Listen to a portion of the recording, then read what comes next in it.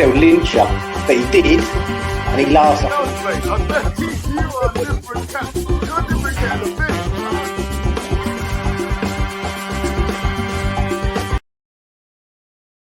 Hello, West Ham Network. It's Holly, and today I am going to be running through 5 things that I took from the West Ham versus Man City game. Now, we know that City will always be tough opponents, but there is a lot to unpack and also a lot of reasons that I think we can walk away from that game with our heads held high.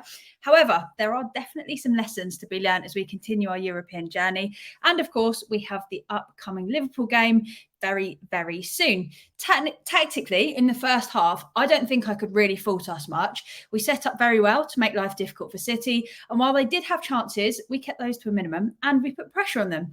In the second half, however, things started to change quickly, very quickly, within about 50 seconds, in fact, which is where we can definitely find a lot of areas to improve. And we're going to be running through all of those. So let's run through 5 different things that we can learn from West Ham versus Man City.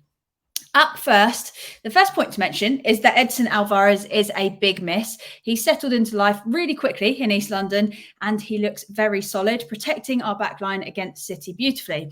However, when we lost him and he came off at 68 minutes against City, we then went on to concede 2 goals. For anybody that hasn't seen, it was a bit of a weird one because we just announced that Souček was coming off and then Alvarez just sat down on the floor.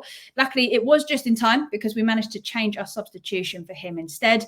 But I wonder if we could have kept the substitution as originally planned and kept Alvarez on if City would have managed to break down and get through our lines in the same way.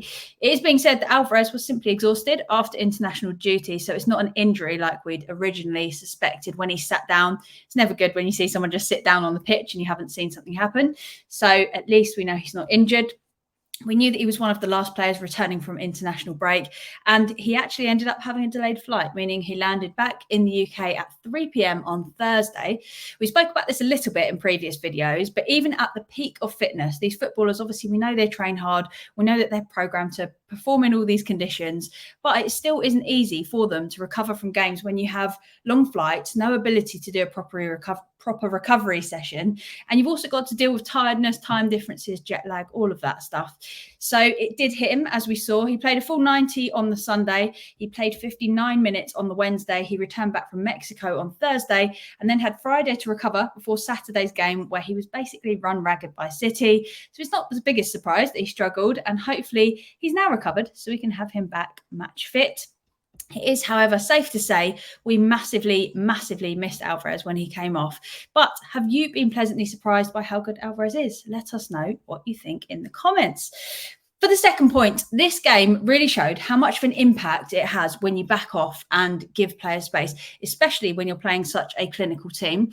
Now, I'm happy to say that we didn't just sit back like we were initially worried that we might do. We had some spells of really decent possession, and we had 32% of possession overall, which was actually a lot more than most of us had expected.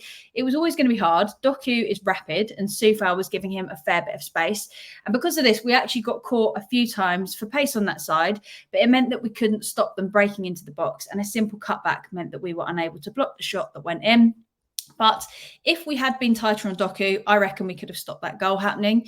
Then for the final goal, we had all pushed up to try and get an equaliser, which I was happy to see. But the ball then came back down the other end for Haaland to score.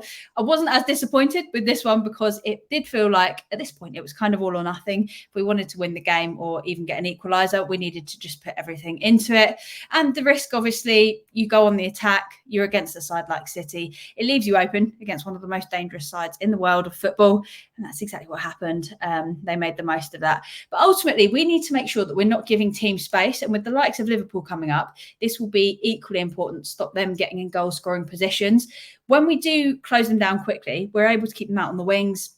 And we kept pressure on City and made it really hard for them, meaning that they were forced to shoot from these really awkward positions, which is why they were missing goals that you would expect City to score. So if we can do this against Liverpool, I reckon there is a good chance that we could come away from that game with something. Now, up next, individual errors. They cost us. So there's no denying this. After battling and making things really difficult for City in the first 45, we started slowly and we conceded within a minute of the second half. People weren't even back from grabbing their beers at half time. And it was actually quite funny, not funny, like heartbreakingly funny, to hear the realization about 5 minutes in as people are coming like a minute late and then looked over at the screens and realized it was 1-1, not 1-0. So City capitalised on us not being fully switched on from kickoff, and that allowed them to get straight back into the game and be on the front foot from the very beginning of the first half. If you were to ask what the worst start would be for the second half, it would be that. I don't know what Pep said at half time, but having City on the front foot is really not what you want from so early on, especially against teams like City. You just don't have the chance to start slowly. It's not easy to stay fully alert for a full 90 when you've got a team that are continuously dragging you around the pitch. But we did pretty well for the most of the 90 minutes, and the pressure and positioning we had forced City to make quite a few errors, including Haaland, who missed 2 absolute sitters, which you don't see often. But if you watch those goals, basically it's individual errors, whether it's bad positioning, whether we were caught off guard, whether we failed to judge the flight of the ball. These are the things that led to City's goals. That said, having absolutely no individual errors against such a solid team for the full 90 minutes is impossible. There's a reason that no one manages that. But these were the moments that allowed City back into the game, unfortunately. And this was likely to be our biggest challenge of the season. So if we can take lessons from this into upcoming games, it could be a very, very good thing long term. Up next, tired legs caused problems. While we matched City's attacks in the first half, it clearly knackered us out, as well as Alvarez having to come off with fatigue, which we've already spoken about. By 75 minutes, our entire team, they looked dead on their feet. City made it hard for us all game, as we'd expected, and there was a lot of chasing, but we did drop off a bit as the game went on. And then this then led to us falling behind or failing to keep up. And the perfect example of this was Soufal struggling to match Doku's pace throughout the game, but this became more and more difficult as the minutes went on. Soufal was trying so hard to keep up and get back after not getting tight to Doku that he basically ran with him into the box, backed off, couldn't make a challenge before he cut back. Like it was only his slightest cutback as well, and then he finished. So then there was the fact that City also actually got their third goal on the break with just 3 long passes from their own box before they got a shot on goal. Simply put, as we got more tired, we just couldn't keep up with the speed of play, especially when City started playing on the break. It made it a really struggle. That said, this is likely to be the most chasing that we have to do all season. So that is definitely a positive. Yay. Then number 5, we mixed things up a little bit. And I don't know if you noticed it, but we were doing things just a little bit differently. For anybody that didn't spot it, our first corner, Bowen and Ward-Prowse both went over to the corner flag together.